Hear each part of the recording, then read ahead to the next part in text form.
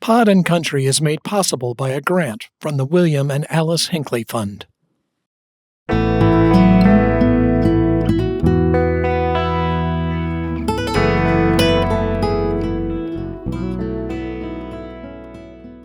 I am the Reverend Vanessa Rush Southern, the senior minister of the First Unitarian Universalist Society of San Francisco.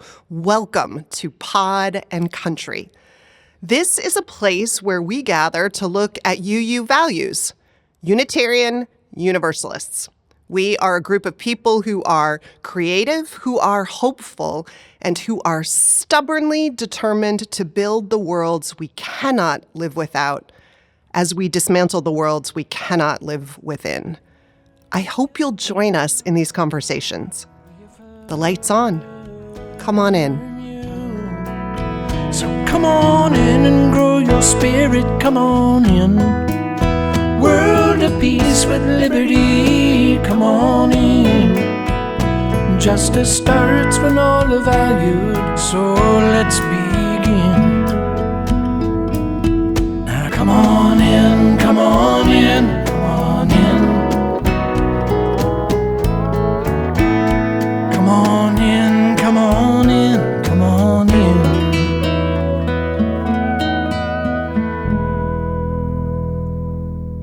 Welcome to the maiden episode of Pod and Country. I'm Mike Bossier, writer, member of the First Unitarian Universalist Society of San Francisco, and a stay-at-home comic. I'm Mari Magaloni Ramos. But if Ice asks, tell them I'm Mary Magnolia. I'm a writer, comic, actor, and worship associate at UU San Francisco. And I'm Cal Ball, chairman of the UUSF Social Justice Committee. And I'm an old cisgender white guy, so if somebody did it, it's probably me. Mari and I are a comedy team with a left-leaning sketch comedy show called The Mike and Mari Show. And Cal is our producer, co-editor, and occasional cameo. In 2020, we were gearing up for a benefit for immigration rights here at UU San Francisco. But then the pandemic hit, and like many others, we had to cancel. So we moved to radio with The Mike and Mari Show. It ran for 3 seasons on local stations. Now, we've decided to devote ourselves to Pod and Country. Each episode of Pod and Country will feature an interview with some of the best thinkers, authors, artists, and activists working to bring awareness and direction in the fight for a vibrant democracy and beloved community. We're kicking off the series with a conversation between Reverend Vanessa Rush Southern and Reverend Jon A. Buehrens. Reverend Buehrens is a past president of the Unitarian Universalist Association and author of numerous books, including Conflagration, How the Transcendentalists Sparked the American Struggle for Racial, Gender, and Social Justice. Reverend Vanessa is a senior minister at the UUSF and past president of the San Francisco Interfaith Council. She's the author of 2 books, This Piece of Eden and Miles of Dreams. We asked Vanessa and Jon to take us through the Unitarian Universalist response to tyranny and oppression over time. So let's get started. Come on in. Jon, it is so great to be with you this afternoon. Jon, you were my minister growing up, and I lived with your family when I was in seminary, and you and I have been in dialogue for decades. Indeed. Around things important and some things not so important and joyful, and it's great to be here together. We are going to jump in today, and I wanted to start way back in the Hebrew Scriptures with 1 Samuel and the story of David and Goliath, which I was rereading, and struck by the story.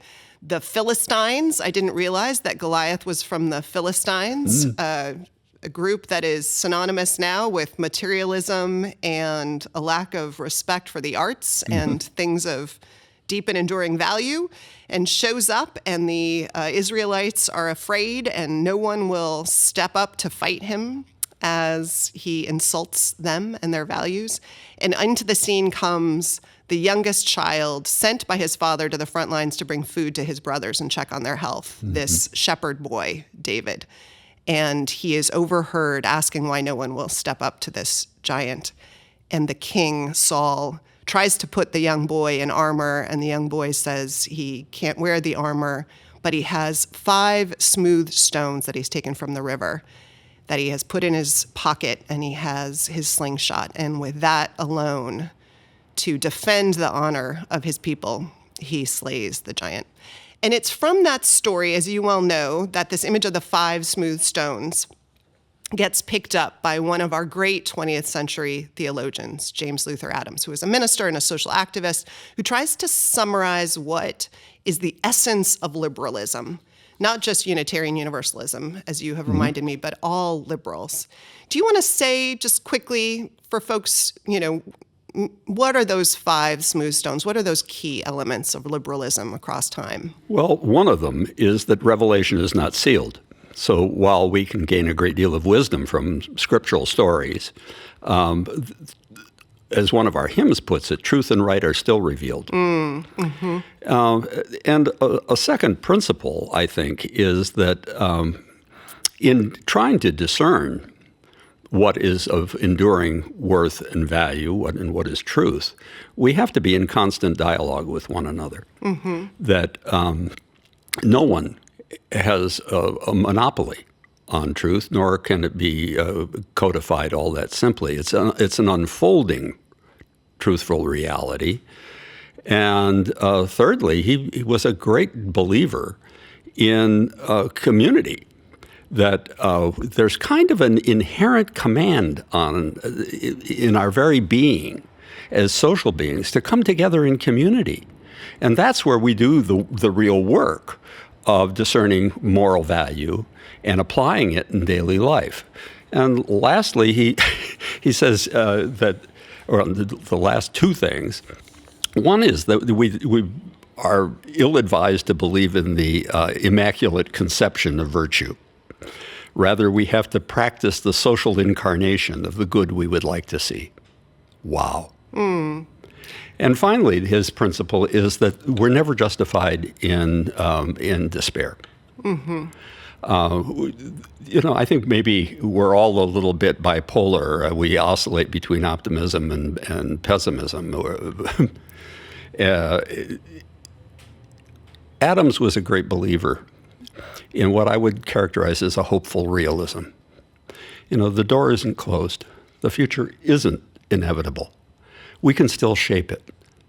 And so these principles of progressive life, of liberal religion, I think have tremendous relevance for us today. So let me just go back and make sure I can summarize those 5 smooth stones. So the 5 smooth stones that Adams outlines for liberalism are this idea that revelation is ongoing, meaning that we're always discovering truth more fully, right? And we know that from American history. We once believed things now we would find horrific. That's not all slammed in the pages of a book, even a sacred book. Right. God didn't stop speaking. Right. Other traditions have said. And the second smooth stone is that it's a moral obligation for liberalism. We believe it's a moral obligation constantly to work for the establishment of a just and loving community. And so there's this prophetic imperative, is the way we put it, this call to be prophets, to step into the world to do that work.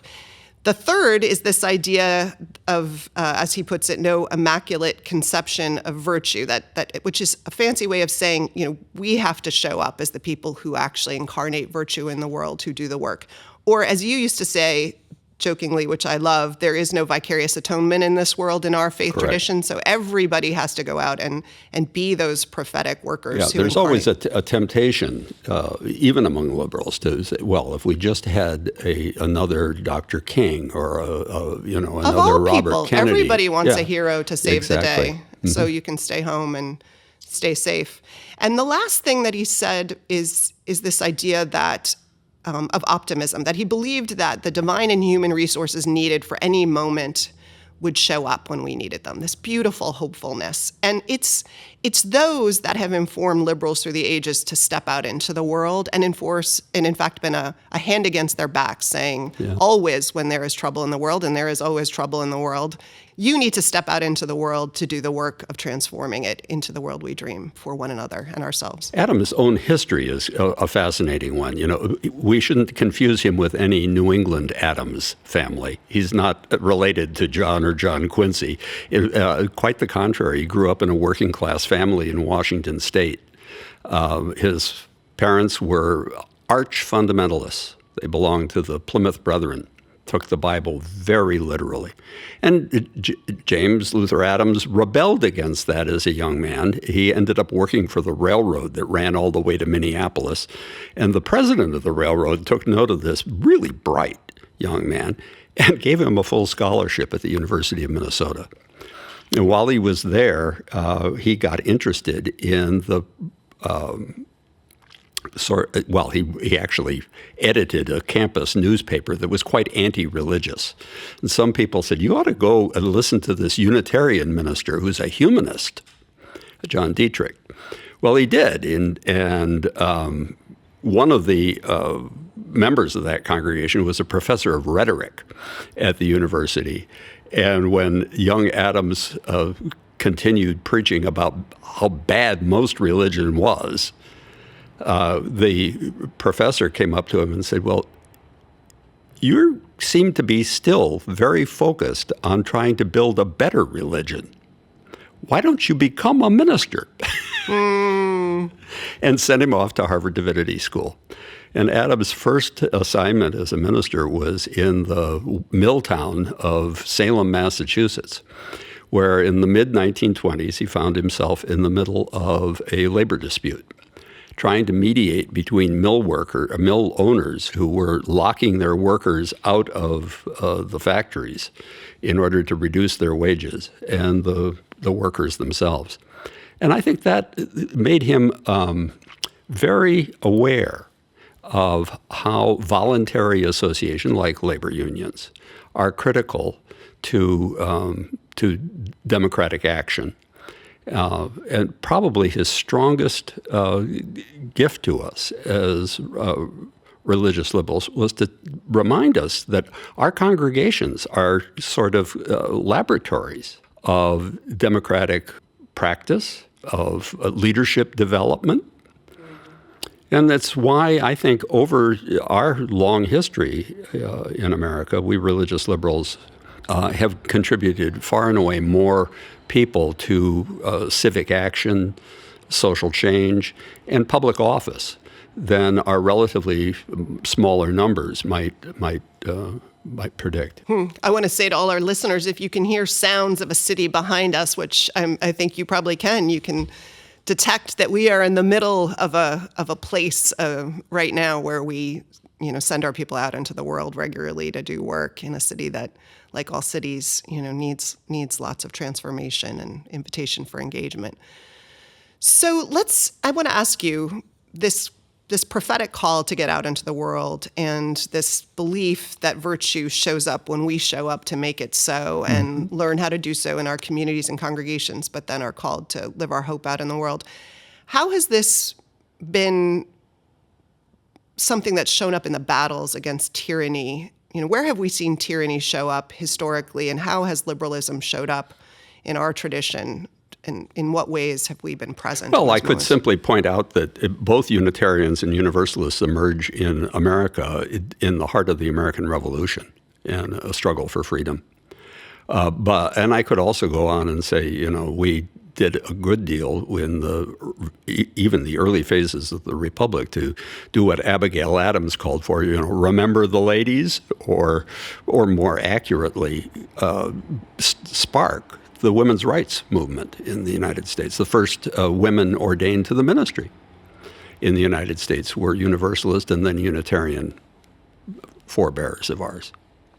You wouldn't be in the position you are in, Vanessa, without... We're very grateful for their work, absolutely. Without people like Olympia Brown. I've written a whole book called Conflagration, how the Transcendentalists sparked the American struggle for racial, gender, and social justice. And it's about, reformers like Horace Mann, who, at just the moment when we were taking in a lot of immigrants, led the charge for free public education. God, what this country would have been without that. And the anti-slavery movement, our forebears were instrumental in really kind of radicalizing it.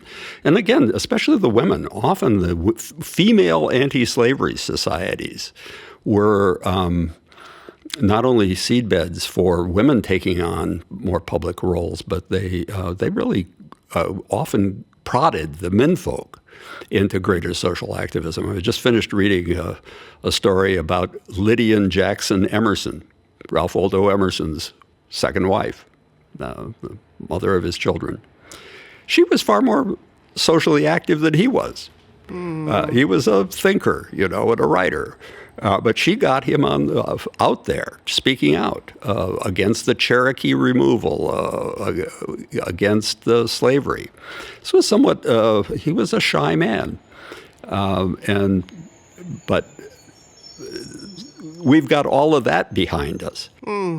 So this invitation for everybody to play their part, it seems, is a piece of how we've shown up. Exactly. I mean, if to go back to the biblical... Even those who weren't invited into the public sphere. Yeah, go back to the biblical tradition. It would seem that the divine forces that are worth remembering as leading to human liberation from the Exodus onward, God has often called very ordinary people who didn't feel up to the task. Mm-hmm. And one of the things that liberal religion can do is remind everybody, all souls, that they are not only worthy, but that they are almost charged to a vocation of service to make this a more just world. And I think our history as a denomination and as a broader liberal religious movement has been much more concerned about giving people that call than giving them just the assurance that they're going to get pie in the sky by and by. No, we call people to work in the world for the actual manifestation of, well, Dr. King called it the beloved community. It was his secularization of the kingdom of God here on earth. So, Jon, where have our beloved communities been in our battles against tyranny? Well, I think like all human beings, we've had a mixed record.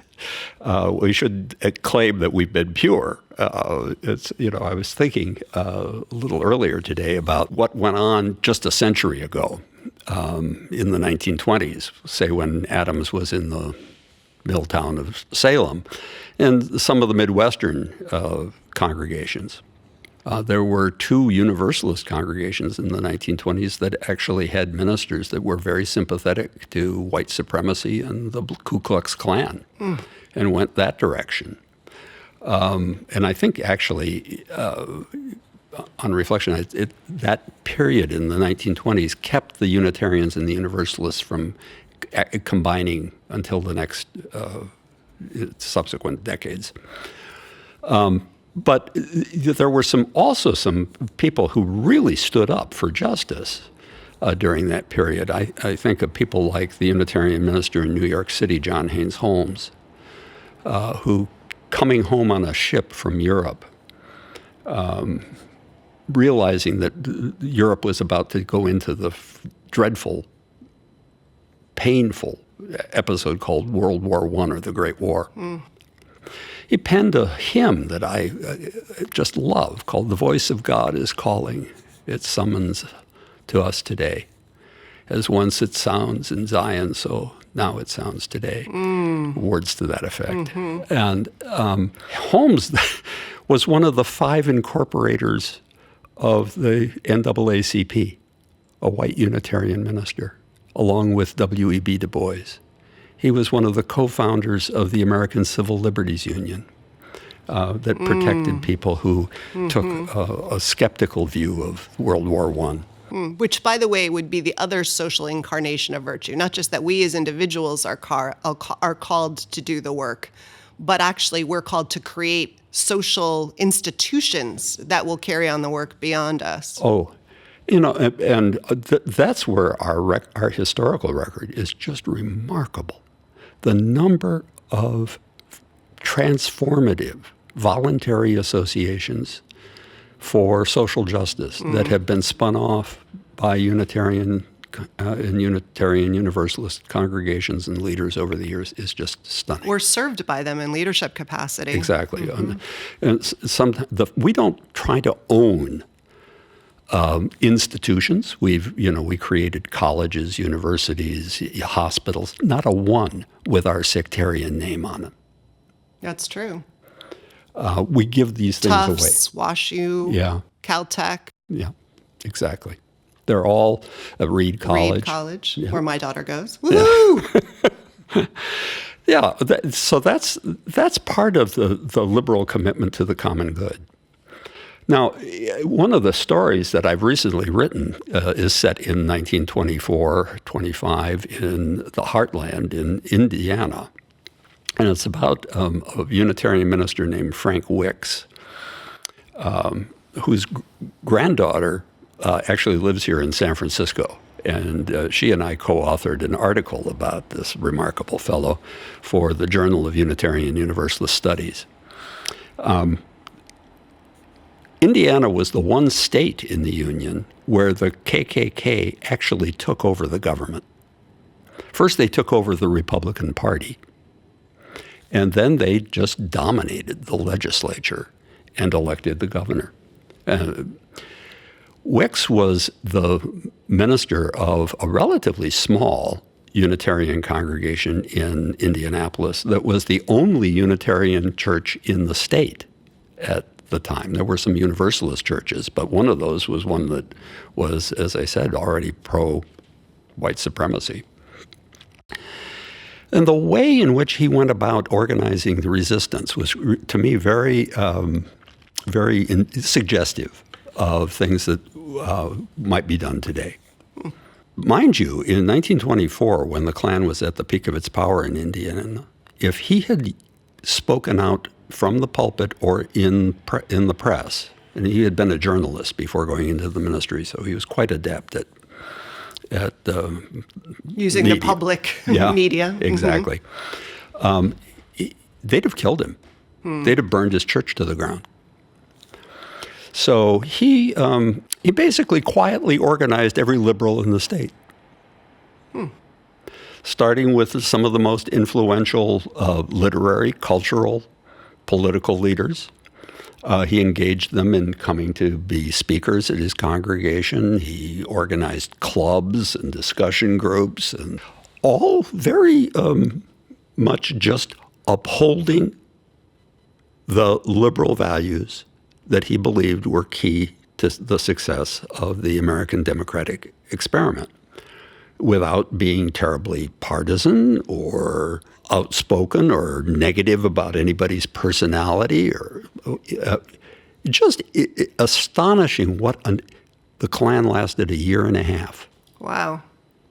Now, part of it was that their ringleader was a misogynistic abuser who was actually exposed as having murdered a woman. And that brought down the KKK pretty quickly. But the great part of the story is that Wicks had by that time organized, as I say, every liberal in the state to stand up for democratic values.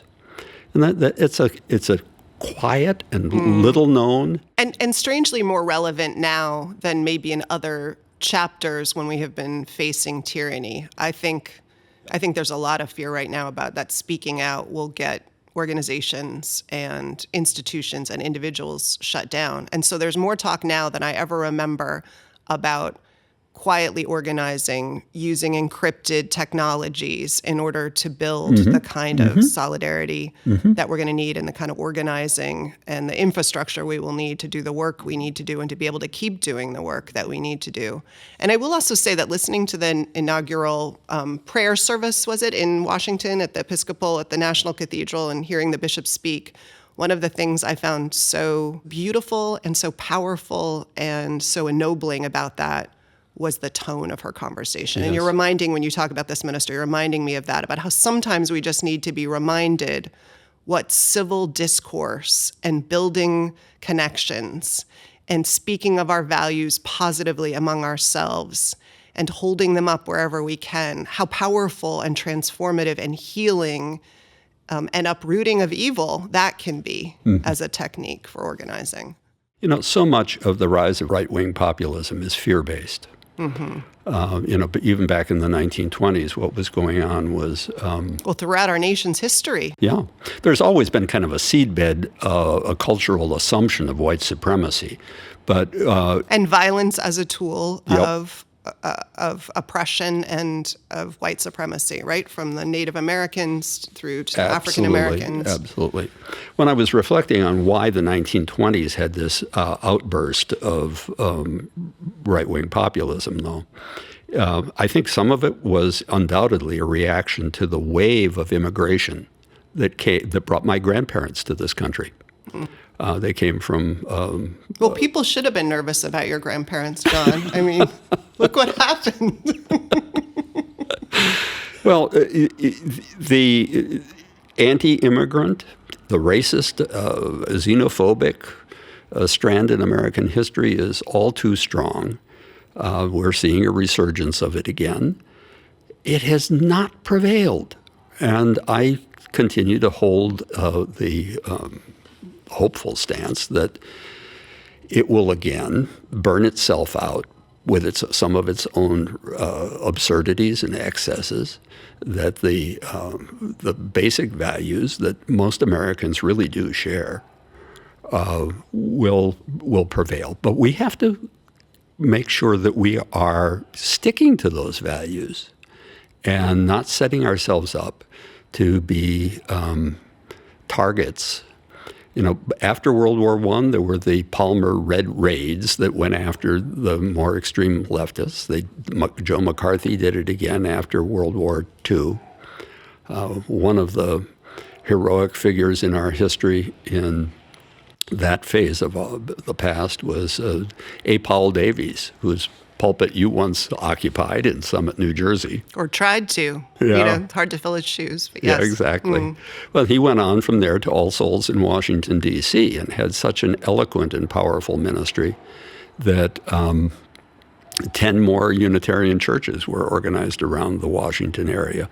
And he did that by standing very firmly he was an immigrant himself from Britain, for what he saw to be the core values of America. Lincoln was a real hero to him. He wrote a whole book about Lincoln. And he stood against segregation. He stood against Joe McCarthy quite firmly when these things were not at all easy, not at all popular. And in intimate and straightforward ways, right? So part of what we're talking about, the revolution of A. Powell Davies in Washington, which helped desegregate the city, started out by saying the church is a place where black and white people can meet, right? So wasn't it Eleanor Roosevelt who had her black and white women's teas in the church because it was the only integrated space in the city? And an integrated boys club, too. Right, integrated boys club that still meets, at least when I was in Washington, still used to meet in that church. And asking his people to not frequent restaurants and businesses that were not integrated. Yeah. A simple commitment. Live your values. Don't attend to these businesses. Don't give them your money that serve the values we don't believe in. So it took some very intimate, person-by-person congregational commitments. Absolutely. And, our role in the civil rights movement was quite remarkable. People forget that although we were a small denomination, Dr. King turned to us to catalyze the interfaith presence at the Selma campaign. When I served as president of the UUA, I actually had a memorial installed in the chapel at 25 Beacon Street to the 3 people who died in the Selma campaign. To Jimmy Lee Jackson, the young African-American who was killed by police for the crime of trying to get his grandmother registered to vote. God, that's what brought Dr. King to Selma in the first place, Jimmy Lee Jackson's death. And then, of course, there was the Reverend James Reeb, who answered the first wave of clergy who were... Who was from All Souls in D.C. also. He was associate minister there. Same church as A. Powell Davies. By the time he actually went to Selma, he was working for a Quaker organization in Boston. But that was his background, right, working alongside Davies. And then Viola Liuzzo, a housewife from a Unitarian congregation in Detroit, who, against her family's wishes, went down to volunteer, and she was driving mostly black activists back and forth between Montgomery and Selma when she was shot and killed by a white supremacist sniper. Now, I put that monument up in our chapel because we tend to forget. Like most Americans, we live with amnesia about the history and the people who've had to pay the price for the freedoms that we aspire to and to a degree enjoy. And I wanted us to remember that we were small, but we were a catalyst. If you see the photographs of Dr. King going across the Pettus Bridge in Selma, arm in arm with the interfaith leaders at the time, with the head of the National Council of Churches, with the head of the Reform Judaism, with John Cardinal Wright, the head of the Catholic Bishops' Conference, and the Orthodox Patriarchs. Who's next to him? Dana McLean Greeley, the Unitarian Universalist Association president. And just to draw a larger point from this too, or a point that's embedded in the story that you're giving is, I think sometimes we want to think that there are heroes who are going to step up. And what you're pointing out is that our disproportionate presence and support for one of the key moments in the civil rights movement was simply that its leader, or one of its leaders, asked us to show up, and our people, lay people and ministers, dropped what they were doing and showed up and said, what do you need us to do? Viola's driving the car because that's what people needed her to do, right? And so we just showed up and took instructions. And I think, when we think about what does it mean to show up in moments where we're fighting tyranny and wonder what to do, that's another lesson we can take away, right? Which is, so we say to the folks who have been doing work on behalf of our immigrant neighbors and friends and loved ones and family, okay, what do you need us to do? Or our trans friends and family, people who are doing activism in support of them, what do you need us to do? You tell us where to show up, and anybody can show up and take orders. And I think, there's power in that. And sometimes a movement like ours has a particular call that it has to answer. Dr. King turned to Dana McLean Greeley to bring the other interfaith leaders to Selma because he knew that Dana was on good terms with every other faith leader in America who mattered. We are often, you just served as the president of the Interfaith Council here in San Francisco. And one of our predecessors here in this church, Bradford Levitt, back in 1906, after the earthquake, was put in charge of all of the interfaith relief efforts. Why? Because we know our role is sometimes to bring together the entire interfaith community around human need and moral emergency. So we have a catalytic role to play. We're at our worst when we think we have to do it alone. Yes. We're at our best when we are humble enough to be catalysts and not necessarily center stage. Yeah. You remind me, too, if I can just take it back to the story of David and Goliath, where when the king, Saul, hears this young boy say that he doesn't think the giant should be allowed to say and do the things he's doing, and Saul says, who are you? And the boy says, I defend the flocks, but I fight off bears, and I fight off lions with what I have. And so Saul thinks, well, no one else is stepping up, and he puts his armor on this young boy, and the boy can't stand the armor. He can't stand under its weight. He doesn't know what to do with it. It's not how he steps out into the world. And so he sheds the armor in the story, and he picks up his bag of 5 smooth stones and his slingshot. And virtually, naked, not naked, but vulnerable, with just his integrity and his call to defend his people with what he has, he steps out into the battlefield, and he is victorious. Right. I think that's an important theme in what we've been talking about. Yeah. The willingness to step out, the willingness to bring who you are and what you have, your commitment to stand up against bullies and falsehoods and evil, and do what you can to incarnate virtue in the world. Yeah.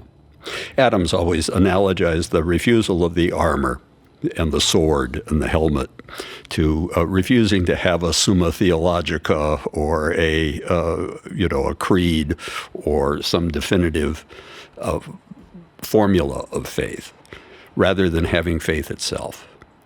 And so this kind of existential faith that we carry, that is fed from many streams, from many traditions, constantly unfolding, not tied to simple formulas of belief. And to go back to Adams, I would just say, I agree, a faith that is about that optimism and hope, Yep. right? That says that you trust when you step out to serve the good, that what is human power that is necessary and divine power that is necessary will show up to do the work. And so in that, armored in that alone, you step out.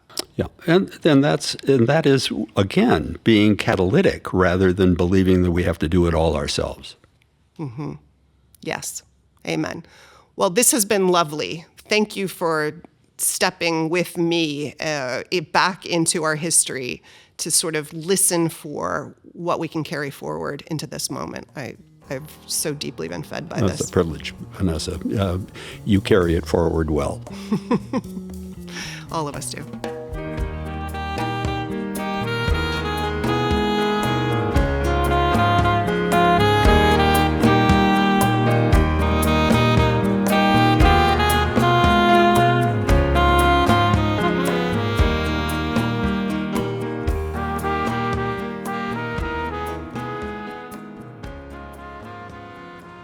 This is Manny Man, and you're listening to Man on the Street. Excuse me, do you have time for a few questions? Oh, no, I'm sorry. I've got to run. Well, this will only take a minute. All right. You got 1 minute. Go. We're talking to folks today about values. Values? I love values. I just used a coupon. They have them on your phone now. Here, look. 2-pound tub of tuna, only $3.99. It's a different kind of values. What kind of values? Like love and justice. Oh, this is one of those churchy things. Well, in that case, you got 45 seconds. Go. When was the last time you went to church? Christmas? Yeah, Christmas. For the bake sale. I love those little cookies where they put their thumb in the dough and stick a chocolate kiss in it. Any other reason to go to church? The raffle. My neighbor won a 60-inch TV. All I got was a guppy in a plastic bag. But like I always say, you never know. Whoops, there goes my alarm. I'm late. Look, I plan to go to church one of these days, okay? Maybe next Christmas, huh? Bye-bye. Wait, I still have 30 seconds. So you plan on going to church this Christmas? No. How do I know? Things are nuts right now. I could lose my job and have to move. I could get whooping cough. And what's up with all the drones? For all I know, I could be abducted by aliens. Aliens? Really? Okay. The bottom line is, I don't want some know-it-all dictating how and what I'm supposed to think. Question. What do Isaac Newton, Florence Nightingale, and Paul Newman have in common? Ooh, are we playing a game? I love games! Okay. Paul Newman makes salad dressing. They all have salad dressings? They were all Unitarian Universalists. Never heard of them. Unitarian Universalists have been at the forefront of every great social justice movement, from abolition to civil rights to marriage equality. Wow. How come I've never heard of them? Bad marketing. Well, those are things I believe in. And I have been feeling a little lonely. I could use a community. So, Unitarian... Universalist. The Unitarian Universalist Church. Huh. Do they have bake sales? Oh, they have bake sales. Well, that checks all my boxes. I'm definitely going to check them out. Oh, one more thing. Do you think there really might be aliens out there? Ay.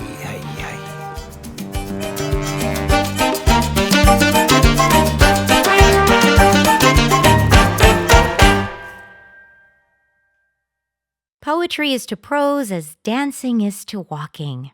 So said French poet Paul Valéry. Welcome to The Dance, the segment where we let the subconscious move to the moment. Each episode, we will feature a different poet who will, as Robert Frost stated, make sound of sense to keep our human hearts beating to the rhythm of love as we face off against the monotony of tyranny. For this very first episode, we've decided to read a poem that is special to Michael, Cal, and me. We have it in our homes as inspiration for the work we do as artist activists. It seems to answer the question of why art is essential to the work of justice. I hope it gives you life. Citizen of Dark Times by Kim Stafford. Agenda in a time of fear. Be not afraid. When things go wrong, do right. Set out by the half-light of the seeker, for the well-lit problem begins to heal. Learn tropism toward the difficult. We've not arrived to explain, but to sing. Young idealism ripens into an ethical life. Prune back regret to let faith grow. And when you hit rock bottom, dig farther down. Grief is the seed of singing. Shame the seed of song. Keep seeing what you're not saying. Plunder your reticence. Songbird guards a twig. Its only weapon, a song.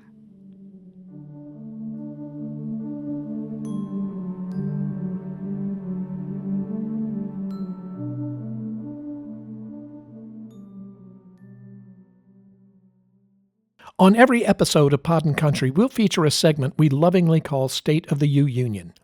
We'll be seeking out congregations across the country, especially those in red states, to check in, hear what they're up to, and what they need to sustain and prepare themselves for the work that needs to be done. Today we're speaking to Reverend Jay Wolin. Since 2002, Reverend Wolin has served as the minister of the Unitarian Universalists of Sarasota in Sarasota, Florida. Prior to that, he served 11 years as the minister of the UU Congregation of the Quad Cities in Davenport, Iowa. Reverend Jay grew up in a Jewish household in New York and jokingly refers to himself as a J-U-B-U-U-U, meaning Jewish Buddhist Unitarian Universalist. As a guiding principle, Jay characterizes his ministry as providing a non-anxious presence to help people facilitate their ministry within the congregation. We are delighted and grateful to Reverend Wolin for taking the time to be here with us on Pod and Country.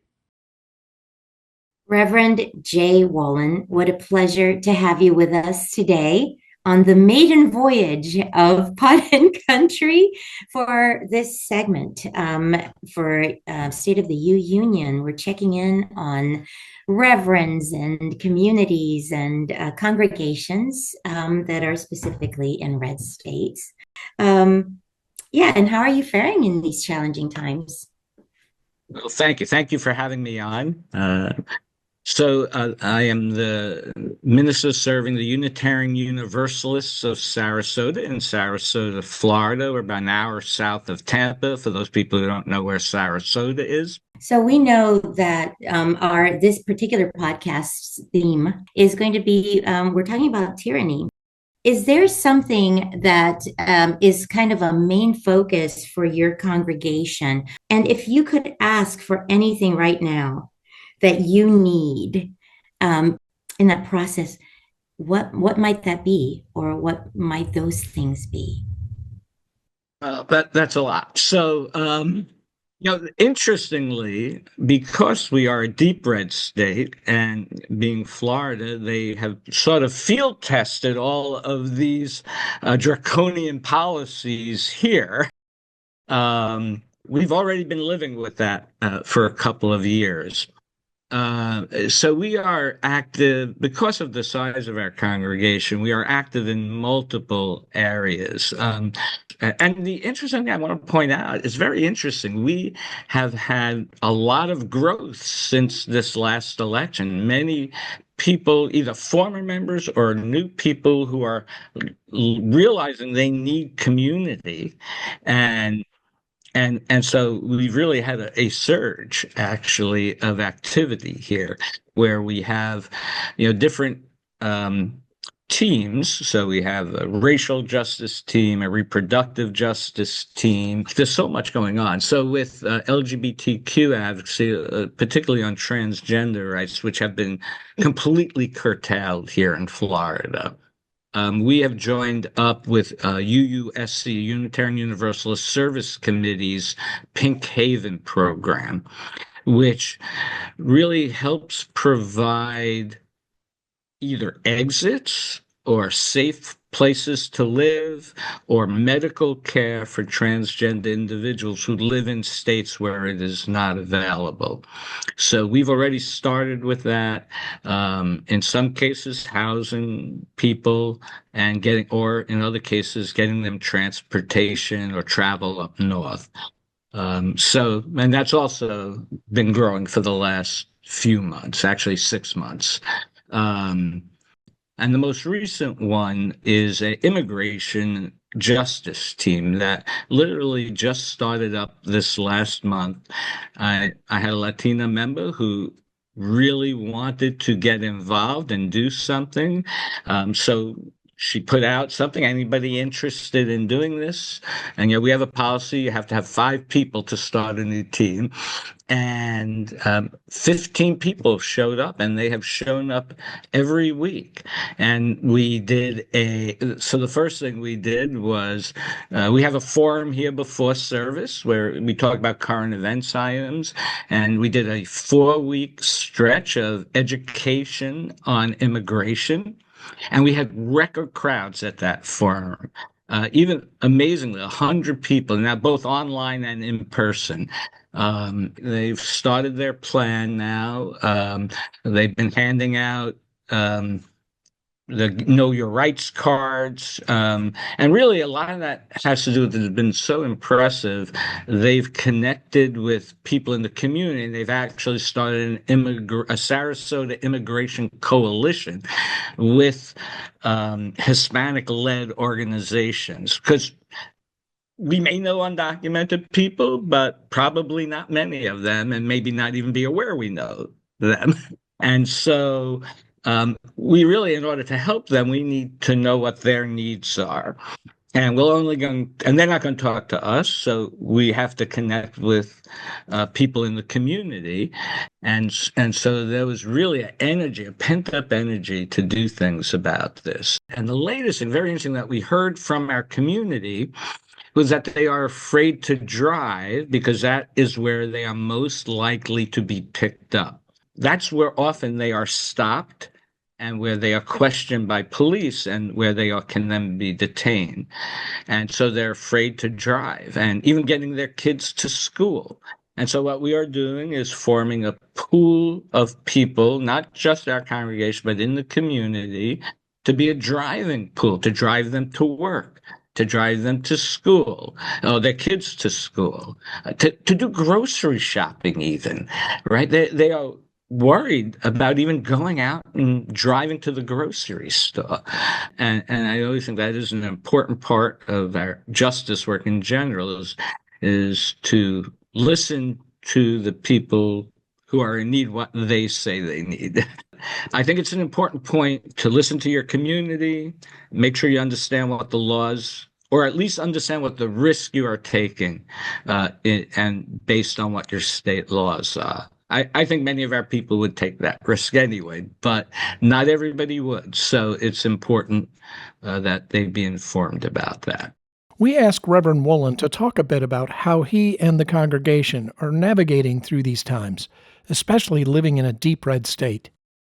And, the thing I have to, it's sort of my sort of statement that I gave early in my ministry here, and it just keeps getting repeated, is that we should make decisions based on our values, not based on our fears. Legitimately, there is some risk in doing these things. 20 minutes south of us is Mike Flynn's headquarters, and the Proud Boys have a big contingent. And every time I go and speak at the school board meetings, which I do fairly often, in support of African-American history and LGBTQ students' rights, there are always some Proud Boys there. And, I grew up in the Bronx, so I don't know, maybe it doesn't bother me quite so much, but it does put some fear into people. And yet, despite that, we have numerous people who show up at school board meetings and other public events, and it's really it's hard to say. I've never felt scared here. And the truth is, we've had a Black Lives Matter sign on our building since before I got here, so it's been there like 6 years. Never had a problem. The recent election has given people more fear. And so, I think there's always that need of making sure there's comfort and as well inspiration to go out and do what needs to be done. So I don't know, did I answer your question? Ask a complex question, get a complex answer. Right, that was gorgeous. Right. One of the things you mentioned about helping is that we ask the community directly what they need, right? Not what we assume they need. What does your community need? Well, I will tell you, I want to say this. I'm so thankful to the UUA. Being in Florida, we were also subjected to hurricanes. And I mean, that was as traumatic as the election for many people here. And, through the disaster relief fund, like they made a very generous donation to us to help us repair our roof. And so I can't begin to tell you, this is why I encourage people to give to that fund. They have, I'm sure in California with all the wildfires, I mean, it was devastating. People here lost their homes. I mean, and we lost a good part of our roof. We had a lot of roof damage. And it would have been that much more difficult to move forward without their support. So I do want to give kudos to the UUA for that. I think people are suffering, and it's only going to get worse. And yet, it's also been encouraging to see the community, the larger community as well, come together to help each other. I mean, that is really, it's heartening. Like people coming together despite what the government is doing and making sure that people have food, their kids are getting educated, they need rides somewhere, right? It is heartening to see that happening. Reverend, it has been a real pleasure and a real honor, and just so uplifting to meet you, to speak with you, to hear how our Unitarian Universalists are really stepping up in Florida. Thank you for your guidance, your leadership, and your heart. And I will forever carry action based on values, not on fears.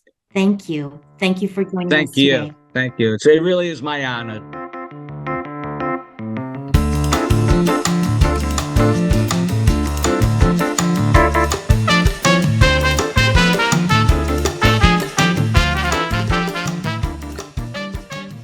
In each episode of Pod and Country, we'll take a little break to have some fun and feature a sketch from The Mike and Maury Show. The Mike and Maury Show is a sketch comedy radio show starring Michael Bossier and Maury Magaloni, two of our co-hosts of the podcast. Each sketch will relate to the episode's theme, this one being about tyranny and how we resist. Now, when we're talking about tyranny, we're also talking about our own human drive for power and control, and that shows up in a whole lot of places that are worthy of reflection and critique. At the extreme, we saw billionaires, otherwise known as aspiring oligarchs, standing behind Trump at the inauguration. So with that in mind, and in comedic dialogue with our theme, we offer you the following. Welcome to the Prometheus Fertility Clinic. This is your first visit? You don't need to raise your hand. Yes, you come highly recommended. Oh. Elon Musk, good personal friend, told me about your place. I've been looking at your records. So how long have you been infertile? Oh, we can have babies. It's just a little messy. I can fertilize our lawn by just taking a whiz on it. I hate that story. I'm confused. You're here to have a baby? We don't want a baby. We want the baby. A perfect baby, that would be nice. All right, well, in a perfect world, what would you consider to be the perfect baby? It's like this. God grants us all one gift. I don't follow. Garfunkel got Simon. Oates got Hall. George Michael had, what's his name? Andrew Ridgeley. I'm talking. Oh. Look at my wife, Doctor. She's plain, like yogurt. She's afraid of her own shadow. She's intimidated by Amish people. She's so nice. But my wife has one gift. She's rich. And my husband, Doctor, his gift is, what did the Dalai Lama call you? A dick? Yeah. I have a lot of confidence. We have no friends. I mean, what if our baby had his personality? Awesome prospect, by the way. So how can I help you today? Well, I met a scientist who told me about CRISPR. We met him at Davos. Kind of a big deal. CRISPR, that's a gene editing tool. Yes, I know what CRISPR is. Yeah, I played racquetball with the guy who invented it, Dr. Gene something. So you want me to create a human... Did we mention that we're rich? Well, you see, there are certain ethical guidelines. I just sent you a text. Read it, Doc. It looks like a phone number. That's the amount we deposited in your clinic's account this morning. I took a Hippocratic... Oh, okay. Recent advances in human genome editing allows us to replace mitochondrial DNA in the embryo. You don't have to raise your hand. Doctor, it's very simple. God gave us natural selection, but that's imperfect. And since we have more money than God, we can do better. Blah, blah, blah. Hey, can you get me a latte? Excuse me? Venti, double shot. When will the baby be show ready? What? What's your return policy? 90 days? Look, this is human life we're talking... I just sent you another text. Yeah, I think I can have legal draw something up today. You really don't have to keep raising your hand. Oh, okay. I've put together a list of potential donors of genetic material that will need to be exhumed in order to achieve the desired product. Exhumed, as in dug up. She got the idea from Frankenstein. Shelley, not Karloff. Okay. Well, so you've got a list. Good. I'll just read this here. Creativity from Mr. Rogers. Temperament from Margaret Thatcher. That's a good choice. Intellect from Stephen Hawking, of course. Talent from Sammy Davis Jr. The Candyman can. Looks from George Clooney. Is there a problem? Well, it's just that Clooney's not dead. Oh, I'm sure you'll figure something out. I'll take that coffee now, Doc. You have my number. We'll see you in 8 months. It takes 9. We have a lot of money. Right.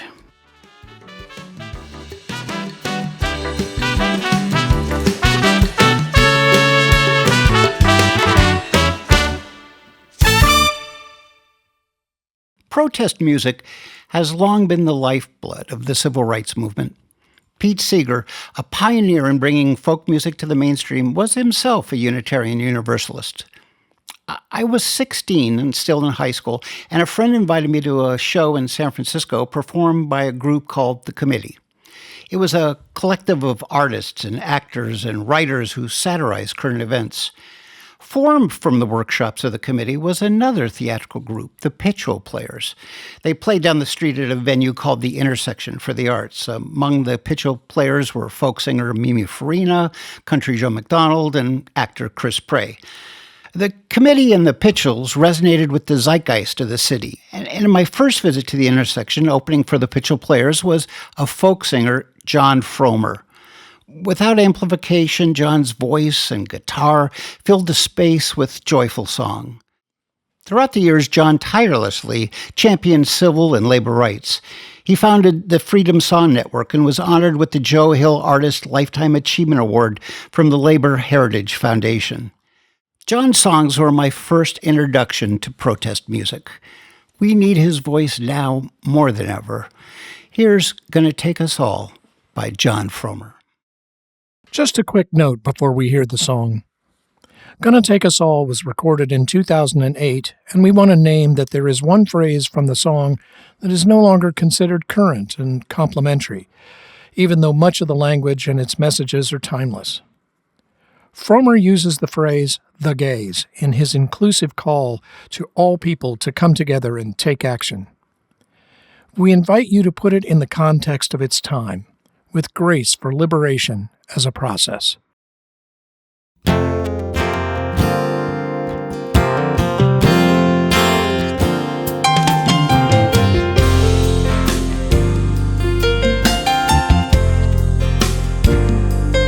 We need the Buddhists and the Baptists, Quakers and Catholics too, the atheists and agnostics, Muslims and Jews. We need people of all nations, all colors and all creeds, to put an end to war now, put an end to greed. Gonna take us all to make a change, take us all to win the peace. Gonna take us all in the streets, gonna take us all. It's gonna take us all. We need the immigrants and the unions, the Greens and the gays, hip-hoppers and beboppers and women for equal pay. Farm workers out in the sun, homeless out in the rain, seniors and the soccer moms for a world that is humane. Gonna take us all to make a change, take us all to win the peace. Gonna take us all in the streets, gonna take us all, it's gonna take us all.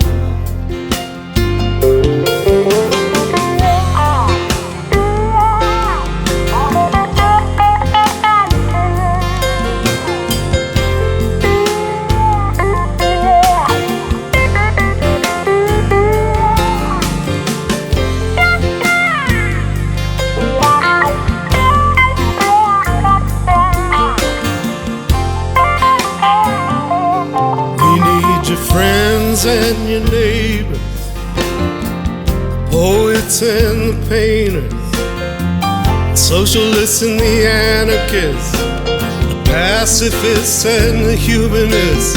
Every culture and community takes black and white and brown. At times we won't see eye to eye, but we stand on common ground. Gonna take us all to make a change, take us all to win the peace. Gonna take us all in the streets, gonna take us all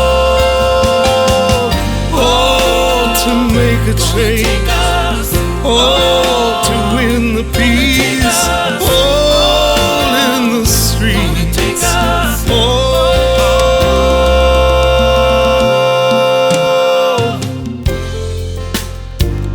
Gonna take us all.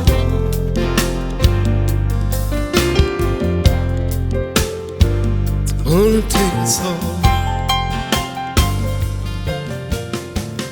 You and me.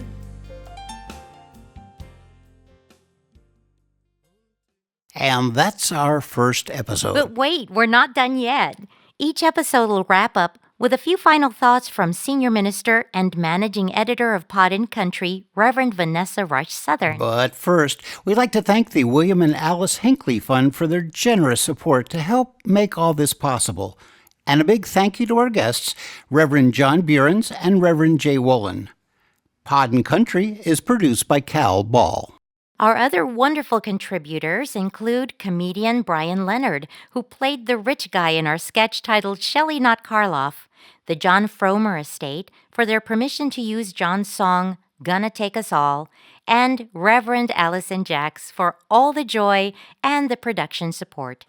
Our music is from the Tiger Club, with additional music by Adonai Ado. Our theme song, Come On In, was written by Mari and arranged and performed by Cal. We've included links in the show notes if you want to dig a little deeper. We invite you to share this episode with your friends or withhold it from people you're not too fond of. I'm Mari Magaloni Ramos. I'm Cal Ball. And I'm Mike, but I aspire to be Michael Bossier. Look for us next month with a brand spanking new episode. Vanessa, take us home. I think in moments where there is so much at stake and the depth of what is at stake is so sacred to us that it can be overwhelming. And I am feeling the need to find encouragement and tips, even in the movements and the people who have struggled and have succeeded before us, and to draw inspiration and wisdom from all the places I can.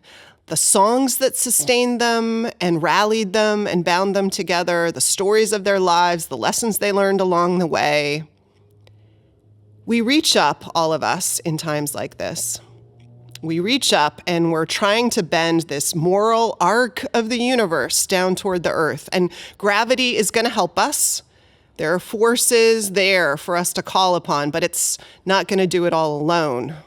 We, person by person, community by community, are going to have to bend that moral arc until it touches the earth. And we need to find all the sources we can to help us do that. And one of the things I thought of this week when I was thinking of where to draw inspiration was a poem by Marge Piercy called To Be of Use. So I want to share that with all of you today. The people I love best jump into the work head first, without dallying in the shallows, and swim off with sure strokes almost out of sight. They seem to become natives of that element, the black, sleek heads of seals, bouncing like half-submerged balls. I love people who harness themselves an ox to a heavy cart, who pull like water buffalo with massive patience, who strain in the mud and the muck to move things forward, who do what has to be done again and again. I want to be with people who submerge in the task, who go into the fields to harvest and work in a row and pass the bags along, who are not parlor generals and field deserters, but move in a common rhythm when the food must come in or the fire be put out. The work of the world is common as mud. Botched, it smears the hands, crumbles to dust. But the thing worth doing well done has a shape that satisfies, clean and evident. Greek amphoras for wine or oil, Hopi vases that held corn are put in museums, but you know they were made to be used. The pitcher cries for water to carry, and a person for work that is real. May we find the work that's real, my friends, and all that sustains us in it. Hope to see you soon. The light is on. Come on in. Justice starts when all are valued, so let's be